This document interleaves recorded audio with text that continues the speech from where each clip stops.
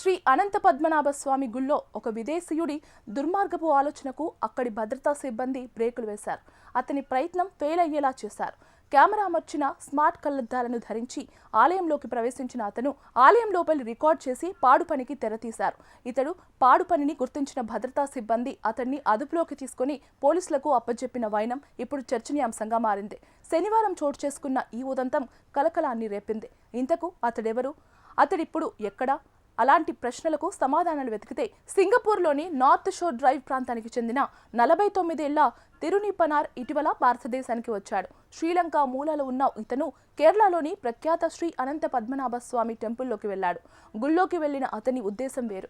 గుడి లోపలి ప్రాంతాల్ని రికార్డు చేయాలన్న తప్పుడు ఉద్దేశంతో స్మార్ట్ కళ్లద్దాల్ని ధరించి టెంపుల్లోకి ఎంట్రీ ఇచ్చాడు. ఆలయం లోపలకు ప్రవేశించిన తర్వాత తన పని మొదలుపెట్టాడు.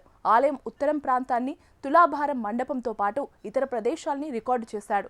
అతడి కదలికలు అనుమానాస్పదంగా ఉండటం, మిగిలిన భక్తుల మాదిరి అతడి తీరు లేకపోవడంతో అక్కడి భద్రతా సిబ్బంది అతడిని అనుమానించారు. వెంటనే అతడిని అడ్డుకొని అతడి కళ్లద్దాల్ని పరిశీలించారు. ఈ క్రమంలో అతను ఆలయం లోపలి కొన్ని ప్రాంతాల్ని రికార్డ్ చేసిన వైనాన్ని గుర్తించి అదుపులోకి తీసుకున్నారు.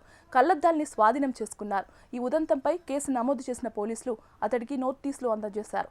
ఈ ఉదంతంపై దర్యాప్తు చేస్తున్నారు. అతను ఈ పని ఎందుకు చేశాడు, అతని బ్యాక్గ్రౌండ్ వివరాలు ఈ రోజు విచారణ వేళ బయటకు వచ్చే అవకాశం ఉన్నట్లు చెబుతున్నారు.